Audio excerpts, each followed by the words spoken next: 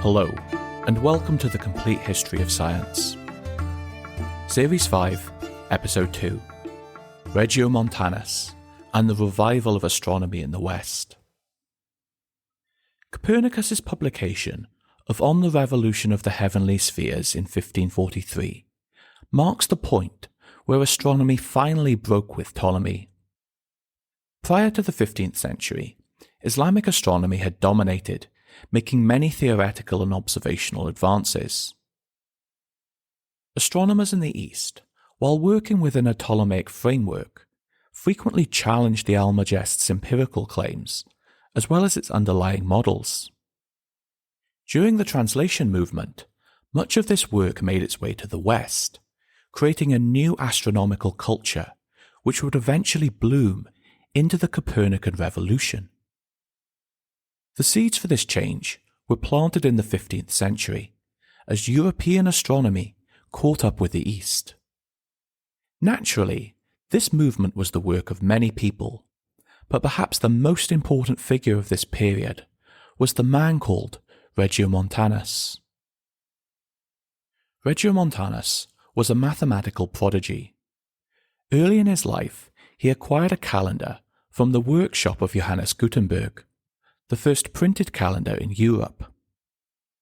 As was customary at the time, it included not just the dates, but also the phases of the moon and the planetary positions. During its production, Gutenberg must have consulted some of the best astronomers of the day, who would have performed all of the necessary calculations. But Regiomontanus, who was just 11 years old, wasn't satisfied to take Gutenberg's word, and set out to check the calendar's data for himself. Planetary positions were found by consulting lists of tables, with the most advanced at the time being the Alphonsine tables, constructed under the patronage of Alfonso X of Castile, one of the new Christian rulers in Spain. These tables were based on Ptolemy's models from the Almagest, and assumed the planets orbited on small paths called epicycles, which were themselves carried along on larger circles called deferents. To check Gutenberg's work, Regiomontanus used a set of tables to look up the position of the epicycle along the deferent, and then used another table to find the position of the planet along the epicycle. Through trigonometry, Regiomontanus would have combined these values to calculate the final positions of the planets, which he wrote down in a book called an almanac. Gutenberg's calendar provided the planetary positions every 15 days. By contrast, Regiomontanus calculated the planetary positions for every day for the years 1448 to 1451. This was in itself an impressive feat, as it required a significant amount of calculation. But as it turned out, Regiomontanus's computations were also more accurate than those provided by Gutenberg. Regiomontanus, then, was a precocious astronomer, but this anecdote also foreshadows another important aspect of his career. On the one hand, Regiomontanus would become the greatest European astronomer of the period, but it was his adoption of printing which marked him as arguably the key figure in 15th century science. Regiomontanus was born Johannes Müller in Bavaria in 1436. The name Regiomontanus is a Latinization of his place of birth, Königsberg, which means King's Mountain. At around the time he was calculating his almanac, he moved away from Königsberg to university in Leipzig. Likely, his mathematical ability meant that at 11 he had already advanced beyond what the local schools could offer. However, if he was expecting advanced instruction in astronomy in Leipzig, he would be disappointed. Any lessons he did receive in astronomy were probably based on Sacrobosco's textbook The Sphere, which contained only a very basic overview, with, for example, virtually no planetary astronomy. Perhaps if he was fortunate, he may have heard lectures from another textbook, The Theory of Planets. This contained a brief synopsis of Ptolemy's planetary models, but gave little detail about how they were derived. The tables, which Regiomontanus used to create his almanac, were based on Ptolemy's models, but these lectures would have done little to explain the theories behind the tables. In the early 1450s, Regiomontanus moved from Leipzig to Vienna, which was among the leading cities in Europe at the time for the study of astronomy. In the 14th century, many universities had been founded, creating new chairs in mathematics and astronomy, and they often competed to attract the best masters. Henri of Langenstein was one of these masters, moving from the grand old University of Paris to the relatively new University in Vienna. Henri, unlike many of his contemporaries, was intimately familiar with the Almagest and with elements of Islamic astronomy.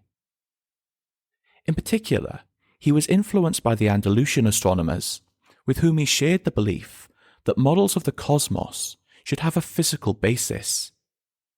He disliked both the equant and the epicycles used in the Almagest, believing that they undermined Aristotelian principles. Henri was also one of the first men in Europe to begin taking his own astronomical observations. On arriving in Vienna, he measured its latitude using the altitude of the sun, and calculated the time difference between Paris and Vienna using his own lunar observations. Following Henri, another scholar, John of Gmunden, taught astronomy in Vienna. He gave lectures on astronomical instruments, such as the astrolabe and the quadrant, as well as the use of planetary tables. By the time Regiomontanus arrived in Vienna, both Henri and John were dead, but nevertheless, they left a rich legacy. In Vienna, it wouldn't be a master that would have the greatest impact on Regiomontanus, but a fellow student. Georg von Feuerbach was around a decade older than Regiomontanus and wouldn't graduate for another couple of years. Initially, Feuerbach had been interested in Latin literature, but at some point during his years in Vienna, he became interested in astronomy and began making his own astronomical observations. Feuerbach was first acquainted with Regiomontanus during a series of lectures he delivered on Ptolemaic astronomy. In these lectures, he gave a thorough overview of the planetary models of Ptolemy, while also emphasizing his concerns for the physical basis of these models. These lectures were praised for their clear diagrams and organization, and copies of notes made during these talks were widely distributed. Regiomontanus took his own set of notes. Feuerbach earned little from his lecturing on astronomy, and so supported himself by working as the court astrologer for the teenage king Ladislav V, writing horoscopes for the royal family. The practice of astronomy had been linked to astrology since ancient times, though its popularity had waxed and waned. During the intervening centuries, it was frequently attacked by influential churchmen such as St. Augustine, who believe it undermined the Christian doctrine of free will. During the late medieval period, however, astrology was undergoing a resurgence, and it formed a strong link with medicine. It also benefited from the new wave of men trained in using planetary tables. Those who could write planetary almanacs, such as the one calculated by the 11-year-old Regiomontanus, were in great demand and could earn a good living. Nevertheless, Regiomontanus and Feuerbach were both quite ambivalent about its practice. During the appearance of the comet of 1456, the two men began to work together to take observations. While Europe's astrologers were sent into a tailspin, prognosticating on great future events, Regiomontanus and Feuerbach were happy to take measurements of the comet's size and position. In 1458, Regiomontanus graduated as a master and began lecturing, not on astronomy, but on Euclid's optics. That same year, King Ladislav V died, leaving Feuerbach without a patron. Fortunately for both men, they soon found a benefactor who would offer them a great new opportunity. Cardinal Bessarion was a Byzantine Greek who in his youth had moved to Italy and joined the Catholic Church. He was part of a new movement which sought to revive interest in the great works of antiquity. In 1453, Constantinople had fallen to the Turks, and Bessarion, like many of his Greek compatriots in the West, was concerned that ancient Greek texts might be lost. In reaction to this, Bessarion led a small circle of scholars who were interested in making new translations directly from Greek. In 1460, Bessarion visited Vienna as part of an unsuccessful campaign to launch a new crusade against the Turks. In Vienna, he met Feuerbach and must have been thrilled to meet an expert in the Almagest, asking him to make a new translation. Originally, Bessarion had asked one of his countrymen, George of Trebizond, to make a translation of the Almagest. However, George was not an astronomer, and the completed work caused a rift between the two men. Bessarion accused George of producing a terrible translation and used his influence within the Vatican to attack George. The Pope agreed with Bessarion's assessment and ordered George to leave Rome. Feuerbach was an interesting choice to translate the Almagest, given that he was not fluent in Greek. However, he was an expert in the Almagest and knew Gerard of Cremona's Arabic translation, word for word. He also had access to George's Greek translation, and so set about producing a new work intended to summarize and clarify Ptolemy's dense masterpiece. With the support of Regiomontanus, he made rapid progress, completing the first 6 books by the start of 1461. Unfortunately, that year, at the age of 37, Feuerbach fell ill and died. On his deathbed, he made Regiomontanus promise to complete the work. As Bessarion was returning to Rome, he invited Regiomontanus to join him as part of his retinue. Regiomontanus spent the next year in Rome, working with renewed vigour, and by the end of 1462 he completed the book, making good on his promise to Feuerbach. The completed work, called the Epitome of the Almagest, was at the time the most comprehensive and sophisticated piece of mathematical astronomy completed in Latin. Following a similar structure to Ptolemy, Regiomontanus and Feuerbach arranged the work as a series of books, dealing in turn with the motions of each of the celestial objects. The Epitome was also strongly influenced by Euclid, with the work arranged as a series of propositions, followed by rigorous proofs. These proofs had existed in the Almagest, but they were clumsy and poorly organized. Regiomontanus used new mathematical devices such as the sine function, which makes the proofs significantly easier to follow. Throughout the work, Regiomontanus casts a critical eye on Ptolemy. For example, he was aware the Almagest had implied that over the course of a month, the moon's diameter would vary, appearing at some points to be twice as large. George of Trebizond had claimed in his translation that this was really the case, earning him a strong rebuke from Regiomontanus, who called him a most shameless and vicious windbag. George was no astronomer, while Regiomontanus was a keen observer of the night sky, who saw with his own eyes the clear discrepancies between his observations and Ptolemy's predictions. As early as 1458, Regiomontanus, working with Feuerbach, measured the position of Mars and noted the inconsistency with calculations based on the Almagest. After Feuerbach's death, he corresponded with another astronomer, Giovanni Bianchini, stating that the calculated position of Mars, Venus, Mercury and the Moon did not agree with observations. In the years following the completion of the Epitome, he continued to make observations, using the timing of planetary conjunctions and lunar eclipses as further tests of reliability. The eclipse, for example, was deemed to be as much as an hour out from that predicted by Ptolemy. In writing the Epitome, Regiomontanus was highly aware of these inconsistencies, but wouldn't attempt any serious revision, concluding that Ptolemy's ideas were simply the best available.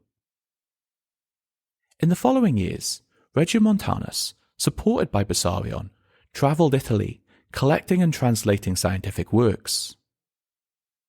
He read Archimedes and admired him greatly, recognizing the timeless quality of his work.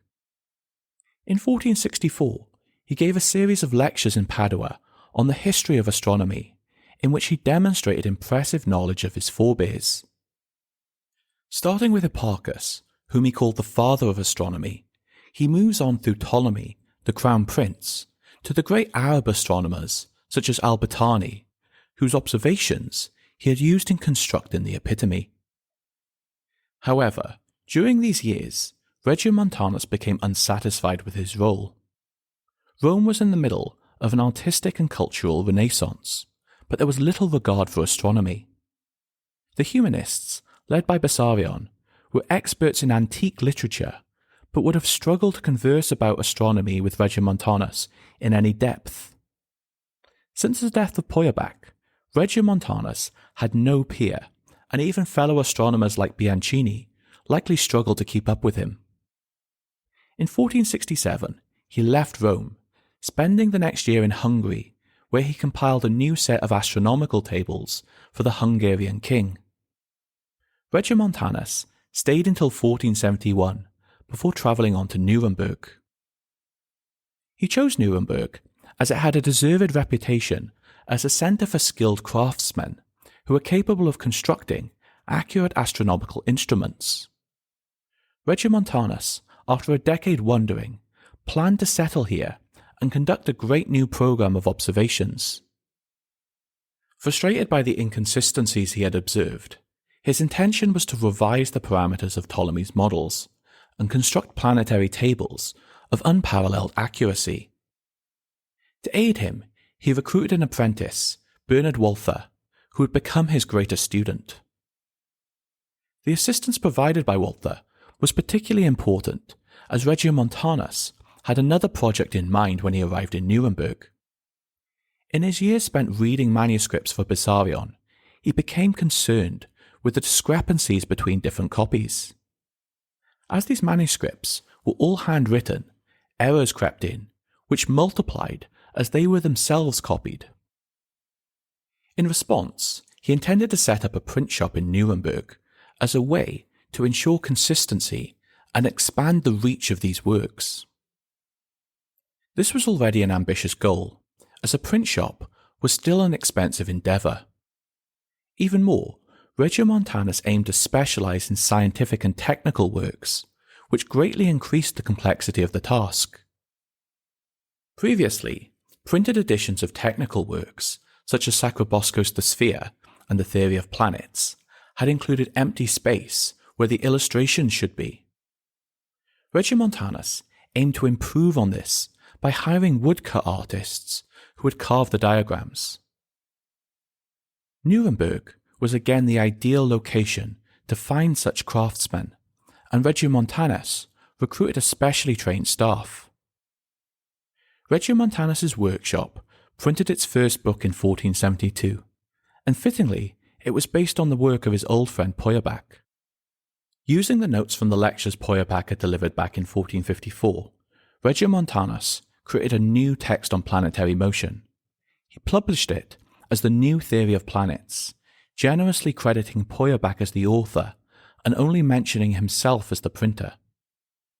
The print run was successful and motivated Regiomontanus to write to the universities with a list of new titles he intended to publish. Amongst these promised works were a new translation of the Almagest, Euclid's Elements, Gerard's translations of Archimedes, Ptolemy's Optics, as well as the mathematical works of Apollonius. But his next printed work was a calendar, similar to the one he had owned from Gutenberg's printing press 24 years previously. Naturally, his calendar superseded all previous attempts. Based on his own observations and calculations, he provided times of the new and full moons, the solar and lunar paths, the length of days, as well as a table to convert these numbers for locations other than Nuremberg. The calendar included these calculations not just for 1 year, but for the next 57 years. The calendar also included extensive sections of ecclesiastical information, pointing out errors in the calculation of feast days, especially Easter. These errors had been known previously, but in publishing such a detailed critique, Regiomontanus, perhaps unwittingly, placed himself at the centre of the debate on calendar reform. Regiomontanus followed up his calendar with an even more detailed set of calculations, published in a work known as the Ephemerides, an enormous new almanac of celestial positions. These were innovative, giving the relative positions between the celestial bodies, and hence making it simple to see the times of conjunctions, occultations, or eclipses. This had clear appeal to astrologers, for whom these celestial events were a key aspect of casting horoscopes. The Ephemerides required an enormous number of calculations, all done by hand, and when it was published, it ran to 896 pages. The work sold successfully, however, and turned out to be useful to more than just astrologers. One famous story goes that in 1504, on his fourth voyage to the Americas, Christopher Columbus ran into trouble. Stranded on the north coast of Jamaica, his provisions were running low, and the locals, probably justifiably, were becoming tired of him and so refused to share food. Columbus, however, had carried a copy of the Ephemerides on the voyage with him, and realized it predicted a lunar eclipse on the night of the 29th of February. Meeting the local chieftain, Columbus warned him of the powerful Christian God who would block out the moon should he be displeased. Supposedly, on seeing the moon disappear, the locals relented and supplied Columbus's ships for the next 6 months until they were rescued. The truth of this story is uncertain, but what we do know is that Columbus certainly did use Regiomontanus's almanac. An ancient problem which affected seafarers was determining longitude at sea. While latitude could easily be calculated from the altitude of the sun or pole star, it was much more difficult to ascertain how far east or west from port a ship had travelled. On arriving in the Caribbean, Columbus had no good way to determine how far he had sailed from his home port of Cadiz. One suggestion, which dated back to Hipparchus, was to use the timings of a lunar eclipse. Regiomontanus had included the time of the lunar eclipse in Nuremberg. All Columbus would need to do then is to work out the local time of the lunar eclipse, and the difference would allow a simple calculation of the difference in longitude. Time reckoning in this period was difficult, but it turns out that Columbus's observations were actually good. He observed 2 eclipses, one in 1494 and the other in 1504, and in each case was within half an hour of the true value. Unfortunately, his calculations for the longitude were off, as Columbus imagined that the 0 point was taken in Cadiz rather than Nuremberg. Regardless, this measurement gave at least a ballpark figure for the difference in longitude and demonstrates the value of the Ephemerides in practical astronomy. Regiomontanus spent the year 1475 observing the sky and preparing new works for printing, but his busy schedule was interrupted by a letter from Rome, where discussions had opened up around calendar reform. Partially due to his reputation with Bessarion, and partially due to his own calendar, Regiomontanus had a reputation as an expert in astronomy and was asked to attend deliberations. He was unhappy at the request, preferring to stay in Nuremberg, but the power of the papacy was too much to resist. On his arrival, Regiomontanus consulted on the issue, but the glacially slow bureaucracy of the Vatican meant little progress was made. In the meantime, he met a new astronomer, Domenico Maria Novara, 18 years his junior. Later, Novara would call Regiomontanus his teacher, and they would likely have discussed the inconsistencies between observations and Ptolemy's theories. In one of the few known works by Navarra, he discussed the possibility that changes in the Earth's axis over time were responsible for some of these differences. This working partnership, however, was not to last, as within a year, Regiomontanus was dead. Rumours circulated not long after his death that he had been poisoned by the sons of George of Trebizond, but there is no basis for this, and more likely he simply became ill. That year, the banks of the Tiber were overflowing, and the city was engulfed in disease. Regiomontanus was 40 years old when he died, only 3 years older than his great friend Feuerbach had been. Without family in Nuremberg, all of his possessions went to the city, and his printing press was sold off. Regardless, Regiomontanus left an immense legacy. His program of observations was continued by his assistant Walter, who would make measurements between 1475 and 1504, by far the most substantial program of its kind since the Islamic Golden Age. As a printer, Regiomontanus also demonstrated the substantial market for technical works, and new print shops meeting this demand opened across Europe, with Nuremberg continuing as one of the most important centres. Regiomontanus' own great work, The Epitome of the Almagest, never published during his lifetime, was finally printed in 1496. It proved to be a popular textbook, circulating widely through multiple editions, and became the gateway to astronomy for many Europeans over the next century, including one budding young astronomer from Poland.